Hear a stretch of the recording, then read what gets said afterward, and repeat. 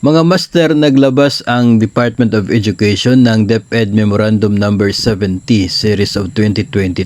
Ito po ay tungkol dito sa transportation and allowance, no, teaching aid allowance ng mga ALS teachers at maging ito pong mga volunteers ng ALS, no. Ito pong mga DepEd engaged community ALS implementors starting fiscal year 2022. Ito po ay inilabas noong December 22 at para po sa mga ALS teachers, ito po mayroon po silang 3,200 per month na transportation allowance for 12 months at meron po silang 5,000 pesos per year na teaching aid allowance for a total of 43,400 para po sa loob ng isang taon. Ito po mga ALS teachers natin mga master ay in charge dito po sa alternative learning system ng DepEd, no, sa mga out of school youth, itong kanila po mga estudyante, and madalas po yung kanila pong nangyayari na pagtuturo ay sa labas ng paaralan at during weekends, no, kapag available po itong kanilang mga estudyante.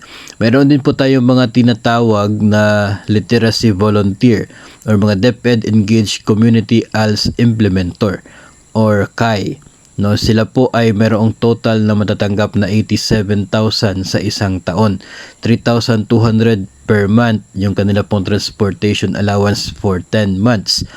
5,000 naman para sa 10 buwan na teaching aid allowance at meron po silang 5,000 per month na stipend para po ito sa kanilang services delivered by the literacy volunteers or ito po mga DepEd engaged community ALS implementor. So total of 87,000 ang pwede nilang makukuha na transportation allowance at ito pong teaching aid allowance sa loob ng isang taon. Ito pong memorandum na ito, sinasabi po na yung simula ay fiscal year 2022 and the years thereafter.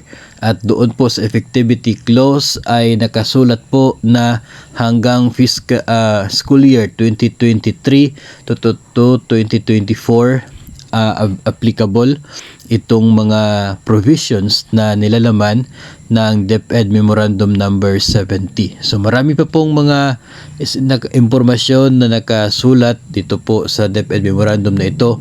May kaugnayan dito sa pagbigay ni DepEd ng transportation allowance at ito pong teaching aid allowance para sa mga gumagawa dito, kumikilos po para sa ALS Alternative Learning System ng ahensya. So paunti-unti ay ating pong pag-usapan ang mga provisions na nilalaman po dyan. Ang importante po ay maipaabot natin sa inyo yung mensahe na mayroon pong memorandum na nilabas ang DepEd tungkol dito sa pagbigay ng allowance na ito para sa mga gumagawa ng atin pong alternative learning system. So siguro po ay magkipag-ugnayan na lamang sa inyo pong mga division offices o kaya ay inyo pong mga division ALS focal persons para po sa iba pa mga detalye at iba pa mga instructions kaugnay po sa implementation ng nilalaman ng DepEd Memorandum Number 70 Series of 2023.